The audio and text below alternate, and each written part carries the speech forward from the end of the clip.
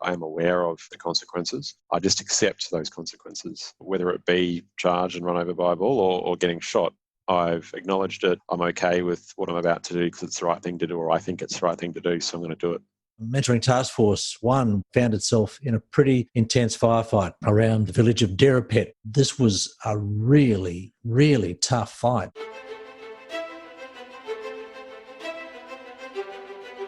Welcome to the podcast where we track down Australian war veterans, have a chat with them, and hear their stories. I'm Alex Lloyd, and this is Life on the Line. The only thing I was scared of was failing, was letting down the people there that I was supposed to support. Things went south really bad. You've got to have an element of crazy to be good at what we do. There was an ego attached to being a gunfighter. I've been shot. Being around big tall trees, thick shrubbery, potentially connects him to other moments in his life during battle. It's not easy. Get out and walk in a minefield not knowing when your legs were going to get blown off. You know, we're a part of this The fight. story of transformation is powerful. Welcome to Life on the Line. I'm Alex Lloyd, speaking today with two distinguished guests making return appearances on the show. Stay tuned for later in the podcast, where I speak with Major General John Cantwell about his memories of the Battle of Derapet, and Dan Keighran, who is my first guest today. Daniel Keighran VC is the 99th Australian to receive the Victoria Cross, our nation's highest award for bravery. Dan served in the Australian Army, 6 RAR, for a decade, deploying twice to Malaysia, once to Timor, once to Iraq, and twice to Afghanistan. In his first Afghanistan deployment, he drove Bushmasters outside the wire with the Special Operations Task Group. In his second deployment there, Corporal Dan Keighran served in a traditional infantry role as a mentor for the Afghan National Army. On 24 August 2010, he performed a series of selfless and heroic actions in the Battle of Derapet, for which he was awarded the VC. Crash McKinney lost his life during this battle, and various awards for bravery and gallantry were given out. Dan received the VC in November 2012. I first spoke with Dan in Season 3, in number 43, Dan Keighran VC. I knew I had to do something. If I didn't, they were going to die. We recorded that interview in October 2018, and it was released in February 2019. In that first interview, Dan and I talked a bit about his upbringing, covered his various military deployments, Derapet, and the life-changing day he was bestowed the Victoria Cross. Since that conversation, Dan has written his autobiography, Courage Under Fire, published the same day as this podcast. In full disclosure, Dan's autobiography is published by Pan Macmillan, my employer, and I was Dan's editor on the book. You can buy your copy online now, or in a bookstore near you. I brought Dan back on the show to talk about his book and the fascinating new insights and revelations it offers about his life. Dan, welcome back to Life on the Line. Alex, look, it's an absolute pleasure. Thank you for inviting me back again. I do remember that fondly, our last podcast sit down together. I was selling my house at the time and the place was pretty much empty, and we're sitting in there in the living room table setting up. So a pleasure to be back on the show again. And as soon as we wrapped up, you were madly getting out the vacuum cleaner to quickly clean off the rest of the house, blow the leaves out the back garden. I had to chuff off quickly because the real estate agent was popping over minutes later. Knocking on the door. It's like, mate, time's up, get out. Well, Dan, let's go right back to where it all started for you, where the book kicks off. Tell me about the day you met your father. Yeah, look, goodness. That's the thing, right? We're putting a book out now, all these stories, and sort of taking me back down memory lane. I remember my dad rocking up and he was in a wife beater singlet, faded, stained, stubby shorts, the type you just can't buy anymore. I remember my mum saying, he'd just got out of hospital. He checked himself out of hospital and he rocked up with a heap of dogs, caravan. He'd just been shot, in fact, and decided to check himself up and rock up to our place in Maloney. And here's this, 6'3" tall sort of bloke, massive unit that I'd never sort of met before, standing in the doorway going, "G'day, knackers, I'm your dad." Yeah, look, it was certainly something that I'll never forget. And he uproots you and your family, you move up to Lowmead, and we talked a bit before, in the last chat about sort of the tough conditions you experience there, but it's a complete overnight life change. You're enjoying the lifestyle, fishing in the river with your grandfather, your older sister Susan's got a great swimming passion, interest going, and then just it's bam, not literally overnight, but in a way, overnight, your whole life just changes. Look, absolutely. And it was quick. It was actually a really quick turnaround. So my dad had worked his magic on my mum and convinced her that this was a good idea and a good option to move to Loamede. I look back down, I've spoken to my mum about it just recently, and the time frame from him turning up to us moving was very quick. So he had obviously done his work on my mum very well and managed to convince her that was a good course of action to uproot the family and to take off. So, I do remember she chased him away for a bit. So a couple of weeks there, it was like, get your dogs and your noise and get out of here. And he took off up to Loamede first and then we joined him. So, mate, it was a whirlwind at that point in time in my life. And you join him in the tin shack with dirt floors, no mains power, and also you have a new kind of garden to attend to, in a manner of speaking. That's right. That's the thing, right? You're not sure what to include, what not to include when you start writing about your childhood and about yourself. And at that point in time, it was probably 18 months before I was introduced to tending the garden. It really was a shock to the system of, waking up in the morning and you could turn the tap on or turn the power on for that matter to this shed. And it was a shed. It was rusted corrugated iron and it was dirt floors and it was one of those blue tarps that you can purchase for a couple of dollars from Bunnings, and that was home. And as you mentioned, not long after that, here I am watering his dope plants for him. And when you're watering that dope crop, does that give you, and you're 11 years old at the time, so does that give you an insight? This is maybe connected to why he was shot, or I certainly hadn't made those connections. I think as a kid, I think I was just happy to be around my dad at that point in time. Here's this human I'd never had much interaction, had no interaction with, let's be honest. And then he's on the scene, and I think it was just a novelty at that point in time to have someone around that was my dad. In the book, you mostly refer to him by the nickname Cowboy. In our first chat, in doing my research about you, I came across a reference that your father ran rodeos, and I brought that up and we talked about that, and you addressed that sort of general perception in the book, and that just simple one-sentence description might paint a slightly different picture to reality of the character that was your father. Character's an understatement, mate. But he was that person that brought community together, and he certainly brought the community of Loamede together at that point in time, and he would host events and do events, and he was that focal point of a little town. He would ride, or he used to ride, I should say, bulls and that when he was younger, and he still obviously liked that lifestyle and the type of people that are associated with that. So, he was that focal point for the community. So he was a cowboy still, but, he absolutely just a loose unit, let's be honest. You're the kind of bloke that just takes things in stride as they come and just deal with what is the situation in front of you. And my interpretation is that comes a lot from your childhood. Just you keep having surprises thrown at you going, right, okay, just got to deal with this, how I've got to deal with this. Your father, though, he had that kind of influence on you. Yes, there were certain things. He uprooted your life, took your sister away from swimming, that kind of thing. But he also actually gave you a kind of upbringing lifestyle that in a way, was a natural fit for pre-military training? It certainly suited what I was about to do. It really did. I talk about resilience often and where that stems from. And for me, that was my baptism of fire at that point in time in my life. The highs, the lows, the going without, the, I suppose, disappointments, dealing with disappointments of promises broken. I associate all those things of that time in my life. And I suppose that's enabled me to look at my military service in that light of the world's a complicated place and things don't always go to plan and there's going to be disappointments, and that resilience was certainly forged in me from that point in time in my dad. Well, your dad is, I keep using the word character, but he certainly is a very interesting human being, and the book covers a sort of range of ways he impacts your life and other shenanigans. Yep. And it's interesting sort of tracking that arc from your childhood, and then years later when you're having the VC pinned on your chest, there's a great photo in the book of the Keighran family united again, and your dad in this suit bought at the last minute to scrub up for the ceremony. Mate, he rocked, okay, you're right. He rocked up to the investiture. This is years later. This is 2012, obviously. Rocked up, again, probably in a singlet on the plane and shorts. And I told him he needed a suit. He didn't even come with a suit or anything. So I had to pull the credit card out and go and buy him clothes to come along to the investiture. Like, that's just typical Ian. Rocking up. No, I gave him a pre-warning as to what it was all about, and he just did his own thing. Then expected all these things to happen. That's just the type of person that he was. Just made it happen. Let's move on from Ian Cowboy Keighran and talk about your grandfather, Alan Pyburn.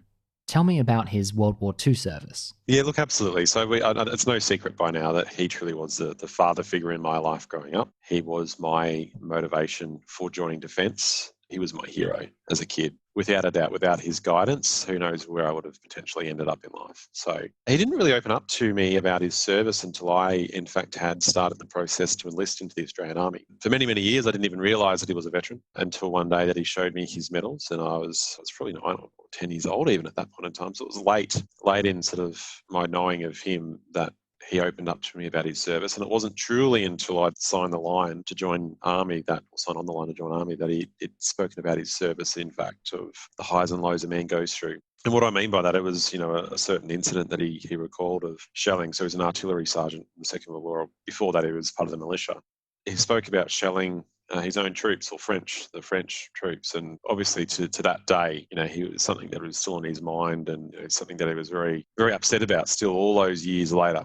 Until that point in time, I feel as if I hadn't even really known him. And then all of a sudden, because I'm going down a certain path, that being defence, he starts opening up to me about what he'd been through and what his experiences were. And look, he really did shape me and enable me to make up my own mind for what corps that I was going to do in defence. But he did think that I was very suited, or would be very suited, to infantry. Probably not before going to Low-Mead, but certainly after Low-Mead and the experiences that I'd had up there as a kid. He goes, Dan, grandson, yeah, you'll do all right. You'll do all right, son. Besides the military aspect, though, because yes, he buys you a rifle for your 11th birthday, and he teaches you other important things too, from fishing to a strong moral code.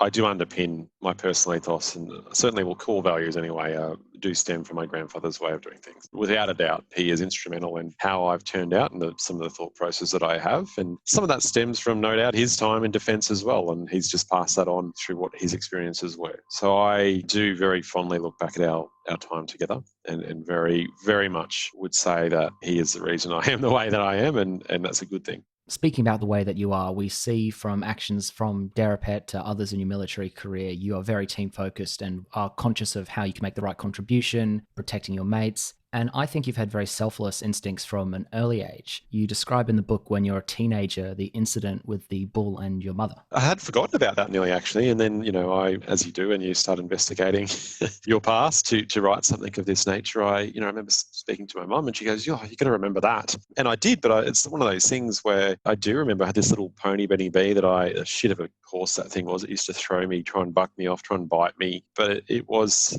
a horrendous little pony. But I remember charging little Benny B in front of this bull that was charging my mum. She'd frozen. She was riding a quarter horse, so, some sort of 15 hand, 16 hand high sort of horse. So, relatively large horse. And I'm on this tiny little pony. And I do remember digging my heels into his flanks and leaping him forward and yelling out at the top of my lungs as this bull was lining my mum up and charging through the scrub straight at her. And she was just frozen there. But I don't know, that's just what I did, right? It's a kid protecting his mum. That's the thing. It's just what you did, which is similar to how you comment on Derapet. You saw, got to do something here. Got to go run in a hail of bullets so I can distract them from firing on my mate who's been injured. It's an interesting parallel there to observe. Yeah, I don't know. It's an actor's decision to a number of courses of action. 1, to do something. 2, nothing. Or I suppose 3, to run away. And I'm certainly not going to run away. But for that situation with my mum, I remember seeing her there, and her inaction, I think, spurred action in me. Luckily enough, in that instance, the bull didn't continue, because it would have completely cleaned me up on my little pony, and her to boot. So I don't know, mate. I think I've certainly been lucky throughout the years with some of the decisions I've made. There's certainly risks associated with those decisions and the outcomes. It's not as if I don't think about the outcomes. I am aware of the consequences. I just accept those consequences, whether it be charged and run over by a bull or getting shot. The difference is I can make that assessment quite quickly on the fly, I think. Well, I do. And I accept the consequences. I go, what's the worst thing that can happen? Well, I'm going to get shot and hopefully get thrown on a chopper. If I don't, I'm going to die. Not what I want to happen, but I've accepted it. I've acknowledged it. I'm okay with what I'm about to do because it's the right thing to do, or I think it's the right thing to do, so I'm going to do it. One more question about Low-Mead, and then we'll move on to some more army stuff. Courage Under Fire paints such a vivid picture of your early life. There's a lot of humour in it. There's adversity. I'll get to the reason I'm asking this particular question, but can you tell me about the process in your early days of Low-Mead of having a hot shower, how that simple thing that so many of us take for granted what that actually involved. Early on, mate, it was like going camping. Just remember, going camping. The shower that we had, so we used to cut wood and heat up a bloody drum. I think it might have even been a keg that had been cut down, actually. So no doubt, knowing my dad, he probably stole a keg from somewhere and then cut it open with an angle grinder and used it to heat water. But, we used to heat water up, and it was one of those canvas showers with a brass head on the end of it that if you screwed it too far one way, the water wouldn't come out, flow at a rapid rate if you went the other way. So I think they still have those showers in the army. So it was life. It was life, yeah. Just heat up your own water, lug the keg of it up, pour it into the thing, get ready to go. And just normal, mate. Just normal. Yeah, just normal.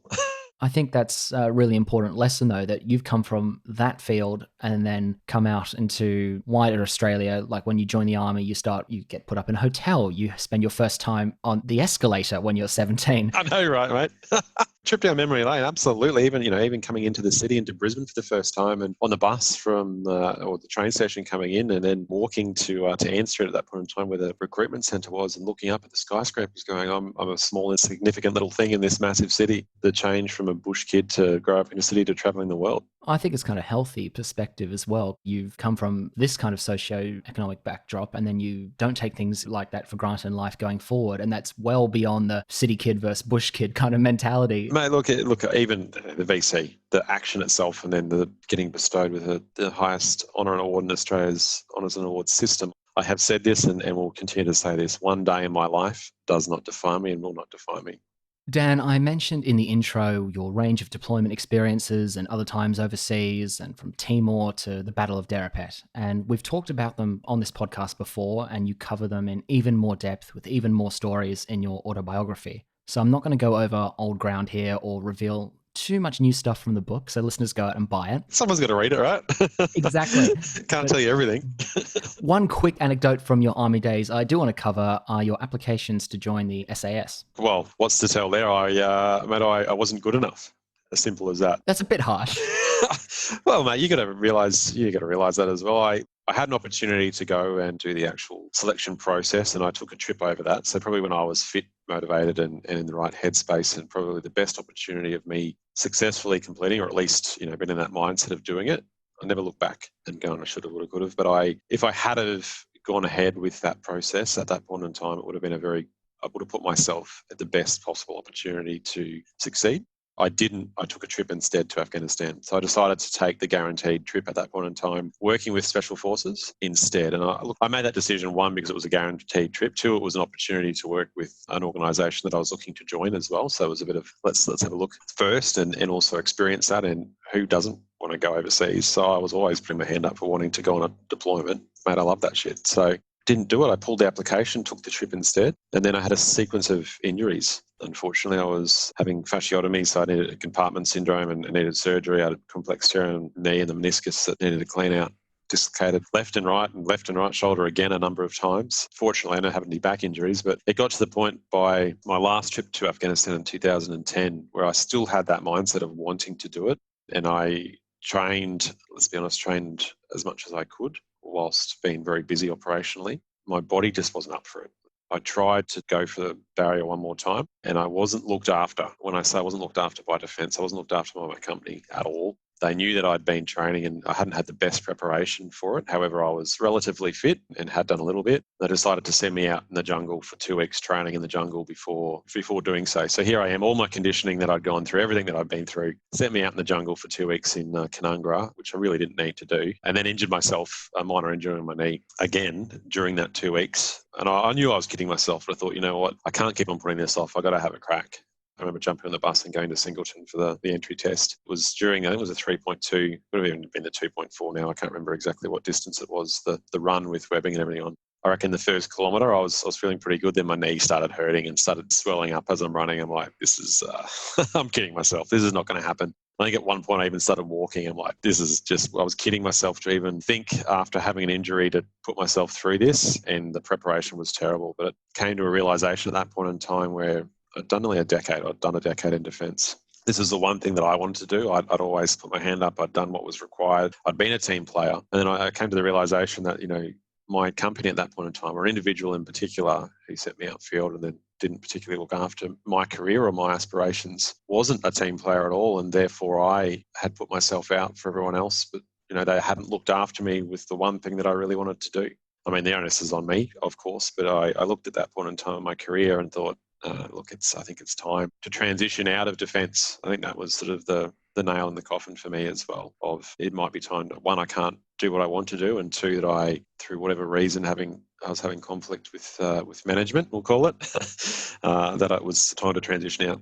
Yeah, so that's the story of my failed SF, a number of SF attempts. Well, look, mate, everything happens for a reason. And if you had gone to SAS, who knows where your career, and succeeded, who knows where your career would have gone then, but you certainly wouldn't have been involved in Derapet. And your life is not defined by that day, but it is a life-changing day. And so you would have gone down a very different course. Look, absolutely. Yeah, I've got a pass as well, let's be honest. But it would have been, again, I don't look back at things. Things happen sometimes for a reason. So I wouldn't be here today, wouldn't be talking to you. So... And also with the injuries, for anyone who's physically active in the second half of their 20s, injuries increase, recovery time increases exponentially. And if you're army, infantry, even more so, I bet. Now the point where I'm approaching 40, mate. I don't know where the last 10 years has gone. And I'm in that process now of approaching Department of Veteran Affairs to go, I need a few surgeries to sort me out. So anyway, I'm again thankful I've got no back injuries. I know so many infantry guys have back and knee problems, but I've just got the knee problems. So I'm doing okay. Let's come back to why we're talking today, Courage Under Fire. I'm going to read a line from page 3 of your book, so no spoilers. After I found out I was going to receive the Victoria Cross for Australia, the Australian Defence Force did a pretty good job of whitewashing my family background. You say that you had a new legend, as spies call their cover story. So this book goes into the how and why of all that and the consequences. And it fooled me. There was plenty I didn't know about you in our last podcast that the book now reveals. Considering all that whitewashing, I have to ask, between, sort of those couple of years ago and the guard you had up over the full story of your past, what changed? What made you decide to do a book and reveal this all? My dad passed away. So he was sick with cancer, and he passed away this year, in fact. And so I think that was one of the reasons where he was no longer in my life. And I think it enabled me to be a bit freer. And I started the process before he had passed away. We knew it was terminal. We knew he was on the way out. I did it, I think, as well to shine a bit of light on my upbringing, because I never talk about it. I've never spoken about it to anyone at all. And I wouldn't say defence completely whitewashed it. However, it was just if you can imagine a pool and there's lanes, well, we'll stay in this lane here and we won't worry about those other lanes of my life and what's occurred. So I would say that my dad getting sick was the start of that process. There's a little bit of pressure from a number of individuals over the years. You weren't one of them, to write a book, and we did that podcast and remained in contact. So, obviously that was how this all came about, and I am thankful for that opportunity to work with you and your team at Pam Macmillan. So I think it was just time for me to be truthful about where I'd come from and what I'd been through. To an extent, obviously, I always still hold a little bit back, mate. I think I always will. But there's a fair bit there in Courage Under Fire to give a pretty good indication of what it was like as a kid where I grew up and the experiences that I've had.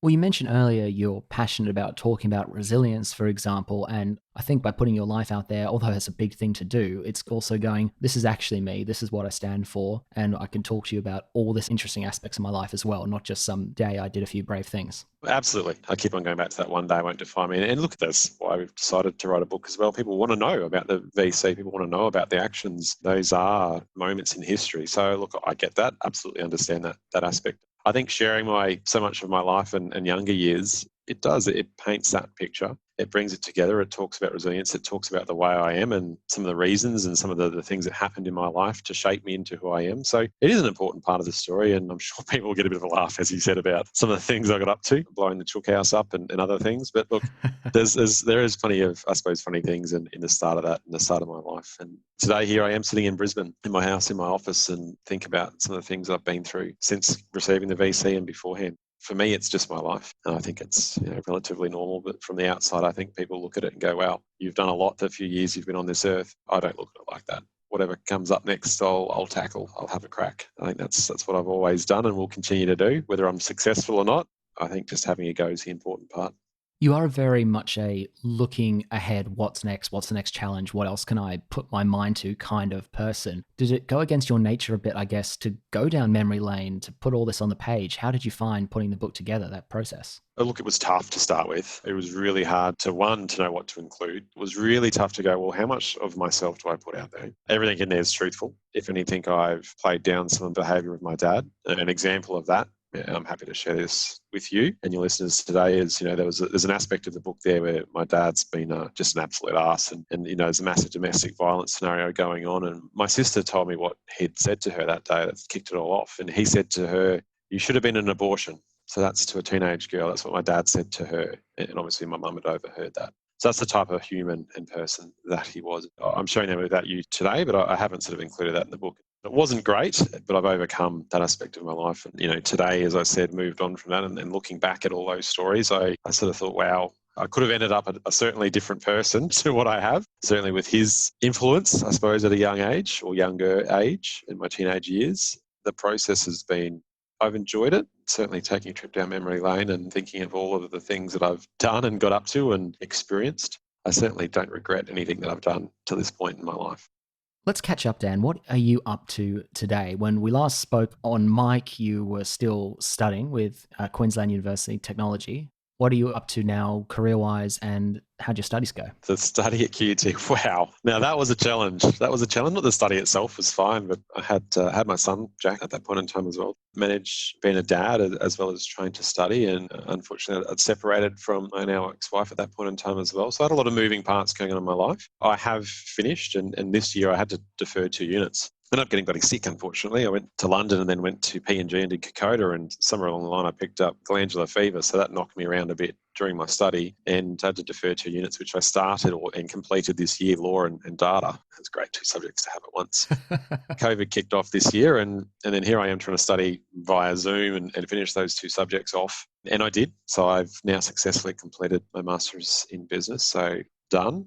Happy to have that. I've got the certificate now. I've just got to put it on the wall. It's in the process of getting framed. I think that for me was a decision to go, well, I'm sort of professionally moving in the business world now. I wanted that background. I don't just have a Victoria Cross. I now have some education behind myself and to back that up as well, and some frameworks and knowledge. So look, I think it was an important thing for me to complete and do. Very grateful to have that opportunity to be able to do that.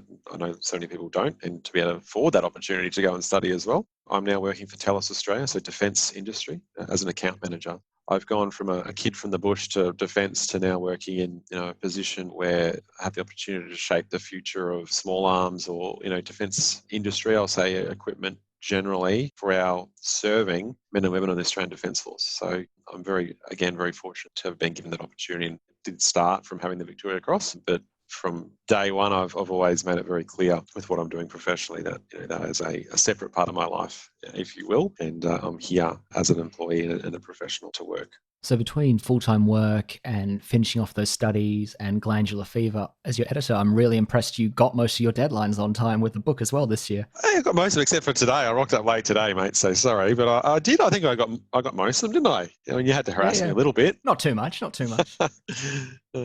Look, Dan, let's close out with a big theme of the book, and that big theme is based on a lesson that came from your grandfather. You must find out what you stand for. The Battle of Derapet was 10 years ago, and at the time, you showed through your actions what you stood for then. Today, what does Dan Keighran stand for? You're right. So my grandfather said who you are as a person and what you represent, and what you stand for. And he was talking about your personal life, ethos and core values. I still look back at his words of wisdom when I was 17, and I didn't understand what he meant at that point in time in my life. I really didn't. And I look back now, and I think what it means to me, and it still means to this day, is that for me, you have to have a go. You have to work hard. Your personal ethos or core values underpins who you are as a person, your building blocks. For me, I'm that bloke that will have a go, will have a crack, that is approachable. I may not appear that way, but I am. I am a bit of an introvert, so that's probably what you're sensing if you don't think I'm approachable. But it is. I am that person that is still that kid from the bush. So that's what I stand for today, mate. Well, Dan, it's been nice to chat today about something other than a deadline or editorial query. And look, mate, it's been a privilege and a pleasure to work on your book. I am grateful for the opportunity to work with you. Thank you for that. And thanks for coming back on Life on the Line to talk to me about it. Mate, pleasure to talk with you today. Thank you. I'm also speaking today with retired Major General John Cantwell, AO, DSC. Angus Horden spoke to John in a two-part interview earlier this season. In number 82, John Cantwell Volume 1, only to be shot at and cut off and pushed into enemy territory, and found myself on the wrong side of the enemy lines, surrounded by Iraqis in the middle of the night with a British tank organisation busily attacking them with me in the middle of it. Meanwhile, American helicopters were trying to shoot me with missiles. and Volume 2. There are ways to tackle this damn thing, this PTSD. And it's important that people know that there are others who have been through something like that. John Cantwell was the commanding officer of all Australian forces in the Middle East in 2010. I brought him back on the show not just for his perspective on the Battle of Derapet, but for the important part he plays in Dan's story. This is my catch-up with John. John Cantwell, welcome back to Life on the Line. Thanks very much, Alex. Lovely to be with you again. John, can you please share with me your memories of 24 August 2010? Yes, that was a very busy, a very intense and sad day in many ways. It was the occasion of a battle in the western part of the province of Arizgan, for which we were responsible. The Australian Task Force had its focus in that area. Mentoring Task Force 1 found itself in a pretty intense firefight around the village of Derapet. I happened to be at the forward operating base at Derapet that day and in the command post along with the MTF-1 hierarchy, the commanding officer and his staff, and listening as what had been predicted to be a fairly tense patrol into an area known to be very likely to be contested by the Taliban. The expectations were realised when, firstly, we heard a message that troops were in contact, TIC, T-I-C, and then that TIC continued and developed. And it was quite something to listen to this unfolding over the radio. Of course, you're only hearing it, second, third hand, but that tense atmosphere was something that I remember very well. The engagement lasts some hours as well, so I can only imagine being in that room, listening to all that go off, and you're only getting portions of information from one side. Those minutes must feel like hours, and those hours feel like days. It was certainly a tense time, as I've remarked. There was a degree of concern about the escalating nature of the conflict. We continued to hear of more and more Taliban being involved. The commanding officer and his team were very busy listening to what was going on, trying to synchronise support for them, ensuring that necessary fire support was being arranged for them. We became concerned about the potential for casualties, and so a number of organisations were being prepped to get some casualty evacuation underway. And then, of course, we heard the awful news that there'd been an incident, that one of the Australians had been hit.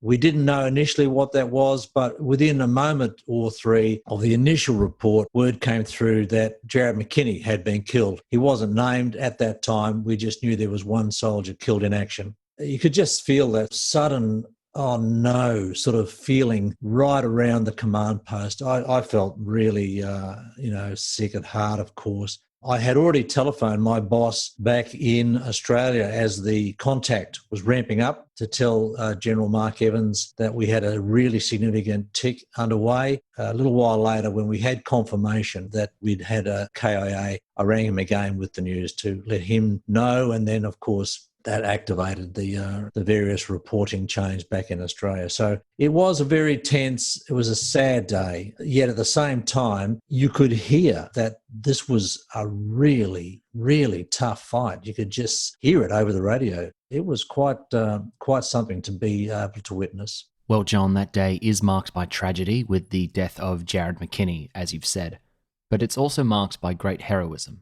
It must have been such a relief when the troops got back to base and you started to hear about the wonderful deeds that they performed. That's absolutely right. I spoke to the commanding officer of the mentoring task force that evening, who had by then been talking directly to the blokes in the operating base from which the patrol had been mounted. And word was coming back about how intense it was, the extraordinary numbers of enemy combatants involved. And whereas they'd expected, maybe a couple of dozen, it appeared that there had been as many as 100 at that stage. And that was really quite remarkable. There was also many reports of just how exhausted the men were. They were apparently just on their last legs by the time they got back into the patrol base. But the thing that really came through from his conversation with me and with him directly to the blokes who were involved was there had been some pretty amazing acts of bravery. I acknowledge that. I think I said something like, I'm not surprised, what a great bunch of fighting men they are. And let's talk some more in the coming days about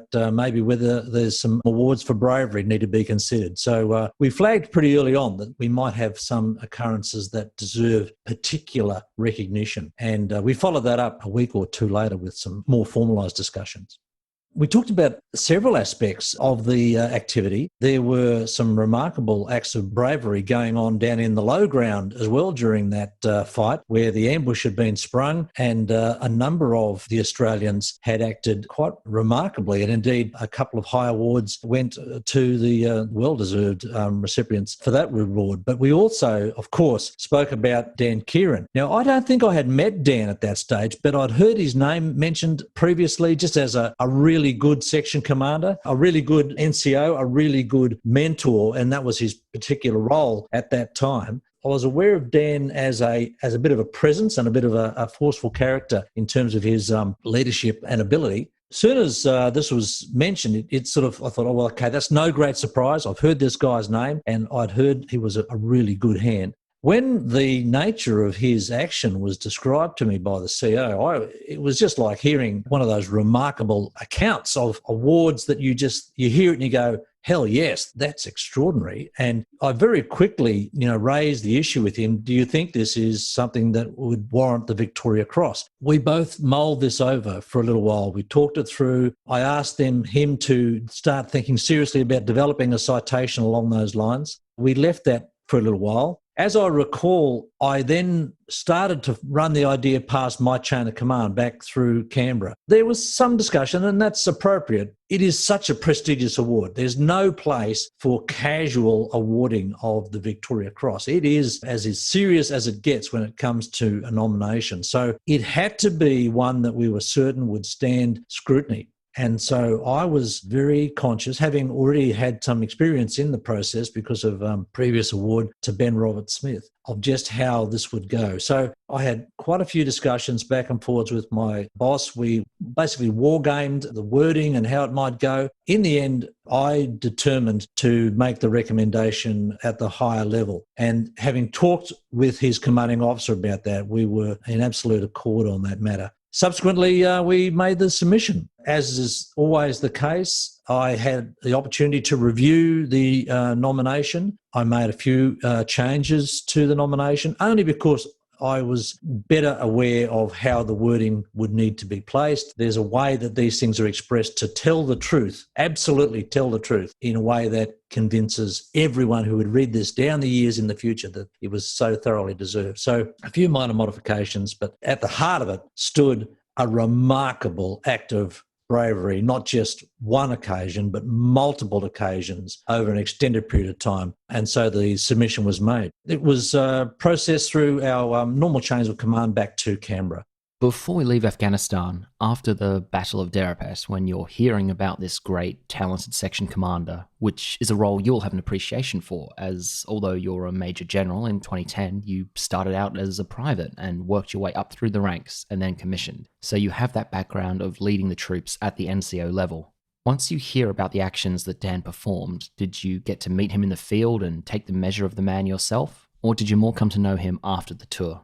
Look, I'm certain that I did get out to the patrol base fairly soon after that. I still am not absolutely certain I got to the little fort that they occupied, but I know I got to meet Dan and a number of his other fellows, and subsequently it gave me a great pleasure to get out to these patrol bases and spend time with the diggers. And it was like a little island of Australian military prowess, these little tiny communities of, sandbags, hessian bags, the rock-filled cages, the protected barriers. And inside was this bunch of ragged, pretty scruffy looking, usually long-haired, quite often unshaven and even a bit dirty diggers, who were just the most amazing Australians. And Dan and his fellows were no different in that regard. They were never going to pass any RSM's parade ground test, but what shone out of them was a real sense of determination just to keep going with the mission. Pragmatic, they absolutely didn't see this as some sort of victory lap. They knew this was a tough and long fight. They were very good at working with their Afghanistan counterparts, particularly so in all of my interactions with Dan and his crew and with all the other soldiers there. It was a remarkably humbling experience. I loved being with them. I just wish that I could take those times and somehow bottle them up and show them to every Australian. And at times when we have doubts about our national character, when we question our social structures and our tolerance and justice of our society, and there are those, it seems, who are determined to continually attack the Australian character and our history, I just wish they could see how wonderful Australians can be at really tough times. I think we spend too much time navel-gazing and pillaring ourselves. We need to celebrate amazing, strong characters in our society. And Dan Keighran and so many like him in the military and in other walks of life, like our emergency responders, our nurses and fireys and policemen and others. You know, we are so lucky to have so many wonderful, amazing, strong, brave, selfless individuals in our society. And I'm very proud to have had a little bit of a shoulder rub with Dan and others like him. The Battle of Derapet occurs in August 2010. But Dan does not receive his award until November 2012. Were you left wondering what happened with your nomination? The following year, when honours and awards started coming around, I must say I was surprised to see that Dan didn't get a mention. And then particularly when a couple of the other fellows who were recognised for that battle received their awards, I was privileged to go to Government House here in Queensland to witness those awards. I heard from the commanding officer at the time, who was Colonel Mark Jennings, and he was a bit puzzled. I believe I said something to the effect that, look, these things take time. It's a very prestigious award. And it just kept rolling on. And then the sort of mid-year came around and nothing had happened. And eventually, Mark Jennings himself came to me and said, "Boss, what's going on? We've sort of lost track of Dan Keighran's award." By that time, I had left the Army very early in my own retirement. Mark Jennings got in contact with the relevant authorities in Canberra, obtained the agreement of the senior people involved, the 3-star, who was in charge of joint operations, and it became clear that the nomination had been mislaid. It just sounds extraordinary. It is hard to believe, but look, bureaucracies work the way they do, things go astray. I've got no doubt that it wasn't, anything to do with people being stupid or malicious or nasty. It's just an oversight. And what is pleasing is that as soon as the oversight was recognised, everyone just said, "Bloody hell, this is ridiculous. Sort this out ASAP." I was then invited to re-sign the paperwork. It was all resubmitted and it was promptly dealt with. It's to Dan's great credit that he never took that too seriously. He sort of scratched his head a bit that someone could lose or misplace or forget to process something like a Victoria Cross nomination. It's the measure of the man that he accepted that was just human error. He was very, very proud and humbled to get his award, and he's never really complained anyway. I'm embarrassed about it to an extent as well. I did all sorts of checks afterwards to find out what had happened. The important thing is that an act of extraordinary valour was properly recognised, and Dan joins a very, very elite group. You're right, the story of the missing Victoria Cross is rather amusing. It's a bit more conspicuous too because, as you commented, you also signed off on Ben Roberts-Smith's award in the same year, yet there's a 2-year separation in the awarding of it. But at the end of the day, Dan received it, got to have that moment with the then Governor General Quentin Bryce pinning the Victoria Cross on his chest and thus changes his life forever in really remarkable ways. And John, your part in Dan's story is an important one. It helped turn him from one of those scruffy lads who wouldn't pass an RSM's inspection, as you said, to scrubbing up quite nicely as he wears his dress uniform with great humility, with a Victoria Cross now pinned on it. That medal, that recognition of his service, and also the service of 6 RAR and the team at Derapet that day, not just Dan, but the men he was fighting alongside, has all culminated in his wonderful autobiography, I say with great bias, Courage Under Fire.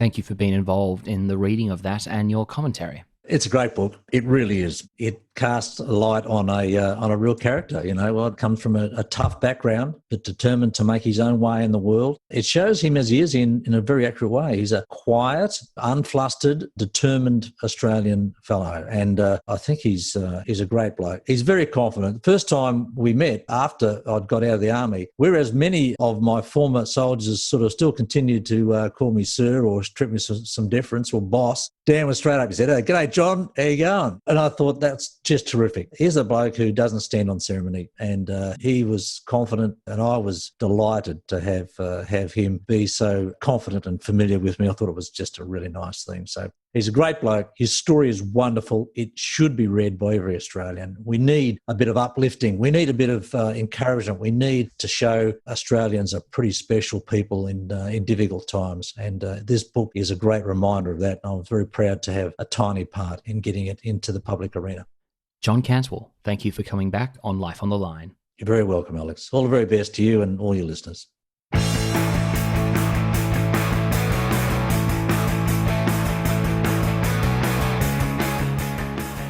More of that music in just a moment.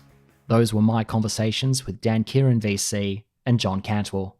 Dan's autobiography, Courage Under Fire, is the life story of an amazing Australian. I encourage everyone listening to go buy your copy today. It's out now in print, ebook, and audiobook.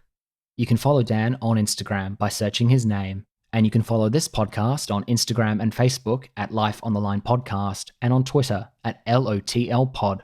Our website is www.lifeonthelinepodcast.com. Life on the Line is brought to you by Thistle Productions, artwork by Big Cat Design, theme music by Dan Van Werkhoven. In honour of Dan Keighran and his Bush Kid upbringing, today's closing music is Bush Ranger Rock by The Externals, an Aussie SAS original rock band. Thank you for listening, and lest we forget. This is a song pumping on your radio. It's better cause it doesn't have a video.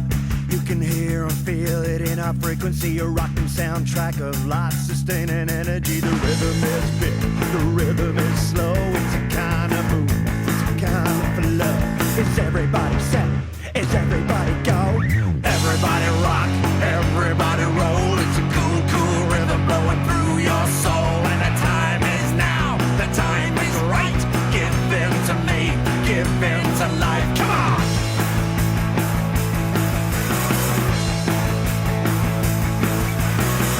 Rock and roll has always meant a lot to me, a soundtrack to my life that's playing endlessly. The rhythm defines a repetition of life, a cause to struggle, not a cause to fight. It's time to move, it's time to go. Be a lover, not a fighter, let the soundtrack flow. Is everybody set? Everybody go! Everybody rock, everybody roll. It's a cool, cool rhythm blowing through your soul. And the time is now, the time is right. Give in to me, give in to life. Come on! Rock, everybody roll. It's a cool, cool rhythm blowing through your soul. And the time is now, the time is right.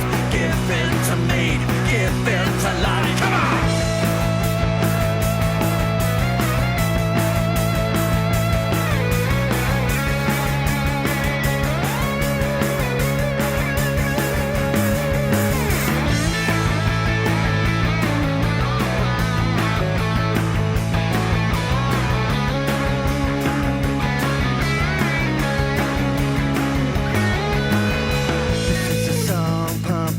Stereo, better cause we didn't make a video. You can hear and feel it temporarily, a soundtrack to your life, providing energy. The rhythm is wild, the rhythm is slow. Be a lover, not a fighter, let the soundtrack flow.